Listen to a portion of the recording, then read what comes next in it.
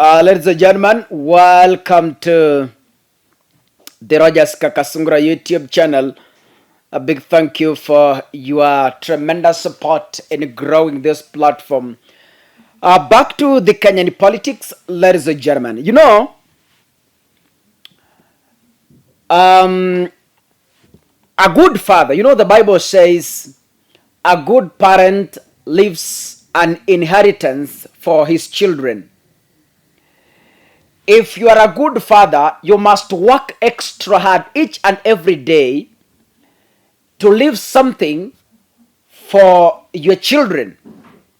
And today, I want to give my honest opinion on the discussions I've seen on social media, on Facebook, WhatsApp, and Twitter.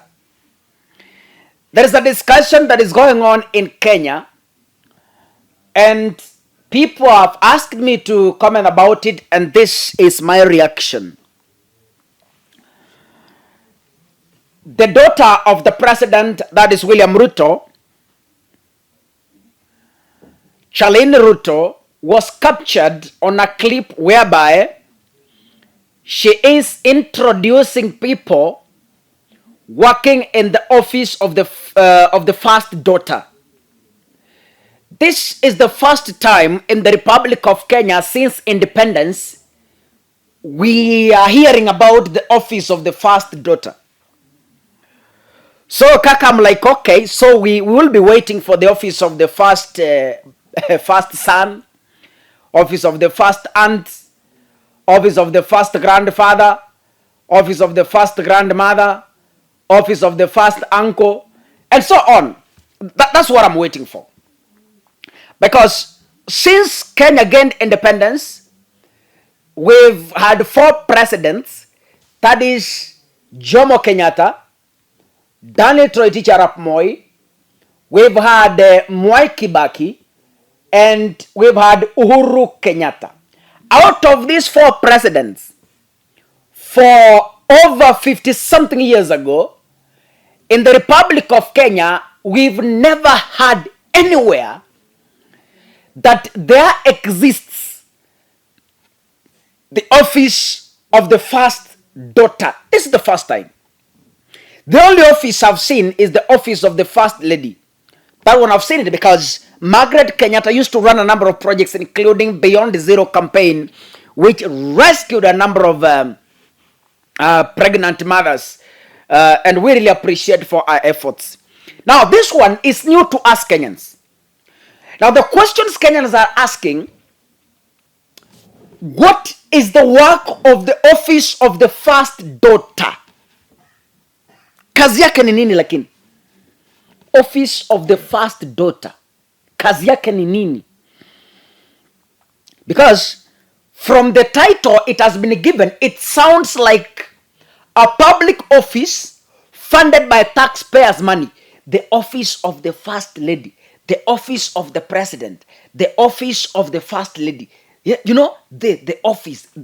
These are offices which we know are being fully funded by state cash. Now, Kenyans have been asking questions since yesterday. Now that Charlene Ruto is occupying the office of the first daughter, how many people are asking? Lawyers in this country and Kenyans who love Kenya, we've read the constitution from chapter 1 to the last chapter. There is nowhere, hakuna mahali, there is no chapter, there is no clause, there is no section that talks about the office of the first daughter. This is the first time. I don't know if it was a slip of the tongue. Okay. As much as we are castigating Charlene Ruto, of which I agree, because we must be told the office of the first daughter, kazi yake haswa ni gani katika taifa letu la Kenya.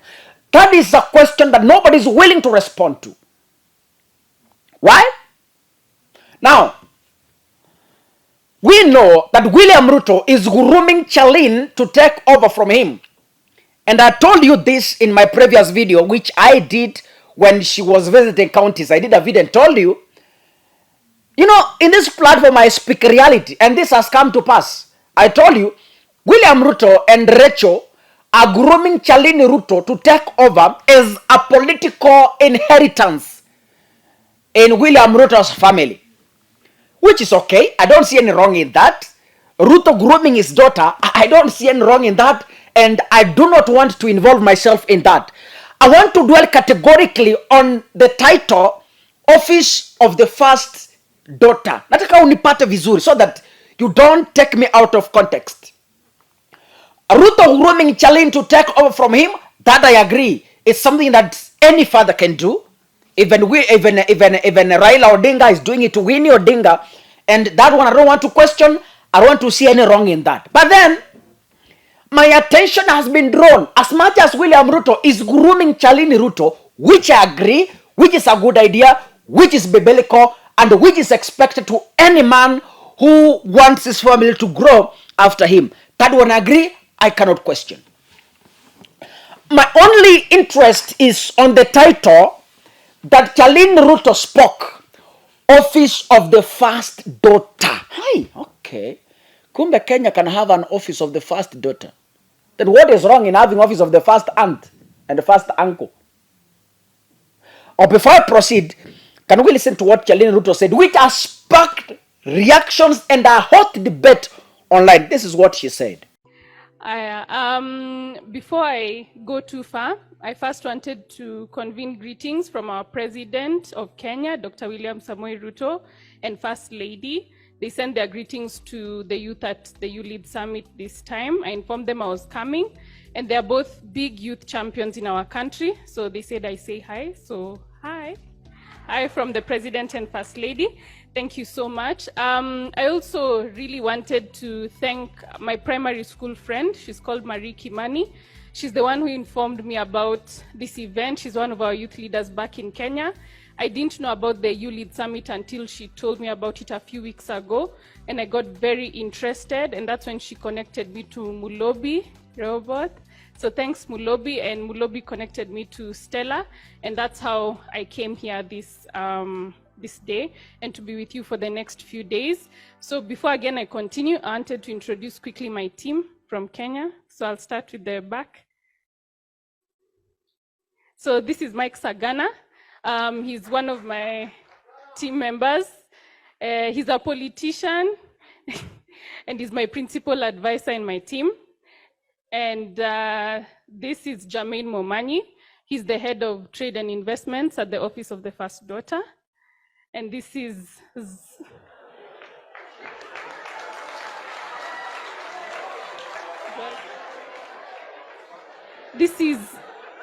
I don't get what's funny. So this is Zach Mosabi. He's a youth director at, okay. This is Zach Mosabi. He's a youth director at our ruling party, UDA. And part of our team is, of course, Anita Soina, our Green MP from Kenya. We work together with her when it comes to matters climate change. I think you've understood I'm not propelling propaganda. Now, Kenyans, Charlene Ruto, according to her sentiments and not speculations, she has severally confirmed she is running a foundation which she launched just a few days ago. She is running a foundation. And I want to read a press release done by her so that we debate on it as I conclude. Charlene Ruto, transformative, actionable, and agenda-driven leadership. That is our motto, maybe, for immediate release. The Office of the First Daughter is a private entity. How? How? We know the Office of the President is a public entity. The Office of the First Lady is a public entity. The Office of the Prime Minister is a public entity. The Office of the Deputy President is a public entity. The Office of the National Speaker is a public entity. The Office of the Senate Speaker is a public entity. How can the Office of the First Lady be a private entity? Impossible. Impossible. We must be told as Kenyans, okay, if Charlene is running her foundation, she should run it in a way that doesn't infringe public offices. Infringe means what? She should conduct herself in a way that is private. Okay, I don't know how to explain this until you get what I mean. Yani namaanisha hivi. There is no crime, there is no sin committed when Charlene is running her foundation. There's no sin in that. But I find it a crime when, instead of saying the Charlene Ruto Foundation office or the office of the Charlene Ruto Foundation, which is understood, I find it irrelevant when she wants to convert her private office to look like a public office, and then she comes in public on a press release to deny it. Who is fooling who? She could have said the office of the Charlene Ruto Foundation. That is understood. It's a private entity. But now, when you want to say the office of the First Lady, that itself paints it public. No matter how you can deny it, it's already out and you spoke it from your own mouth. The office of the first daughter is a private entity. It's neither a constitutional office, that I agree, because we've never seen it in this country, nor is it being funded by Kenyan taxpayers. The office runs to purely facilitate the activities of and any program being run by Miss Charlene. Then stop calling it the office of the first daughter. Yes. Kama ni mambo yako ya Charlene Ruto, stop calling it the office of the first daughter. Kama ni mambo yako, nobody's questioning. Nimesema hapo awali kwamba I endorse her preparation to take off from the father. Hiyo ni kawaida, inaeleweka. Lakini sasa ukianza kuleta tena mambo ingine kwamba office of the first daughter, na unaanza kutuambia ni office ambayo ina run private affairs. How? Explain. Tueleze. Kwa sababu tunajua the office of the president ni public, office of the president ni public. Sasa wewe kutuambia at the office of the first daughter is maybe an excitement. Okay, I let me not judge her. Maybe it's out of excitement and that's why she made that sentiment. Through its independent structure and facilitators, the office has engaged various players across the country and beyond, in line with some of its objectives of championing youth-based agenda and climate change advocacy. You are driving a youth agenda in this country as who? Let's be realistic. Msinishike vibaya, msinielewe vibaya, but mimi nauliza maswali ambayo any common Kenyan can ask. You are driving a youth agenda in this country as who? Kama nani? Anyway, of course, the office of the first daughter has at all times acted in good faith to ensure that the Kenyan youth have a voice. Which voice are you raising for the youth? Which voice? Voice gani? Kama vijana walitolewa kazi mtaani na hujazungumza, what voice are you raising? What voice are you raising, Charlene? What voice are you raising? Mimi najiuliza tu, hii sauti gani hii? Hii sauti imefichwa wapi? Which voice is this? Anyway. And they get access to opportunities to enable sustainable livelihood. Anywho, let me say this. This is damage control. The damage has already been caused. The slip of the tongue has already caused damage control, and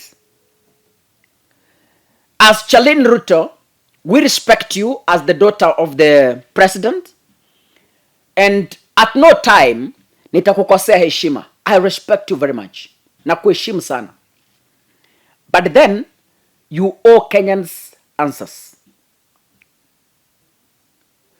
You owe Kenyans answers to two critical questions.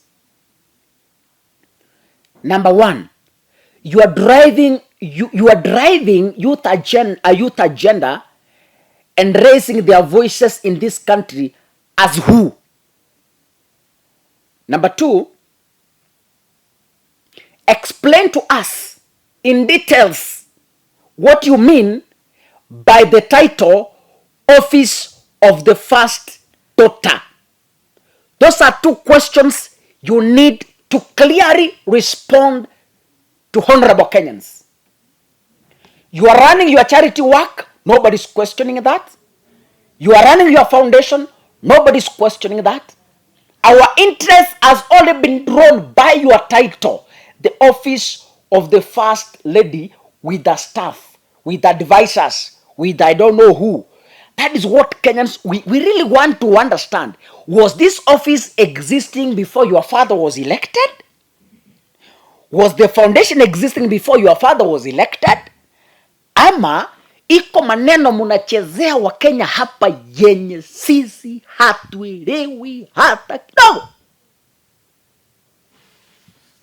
Anywho, I don't want to be judgmental, but then God bless you.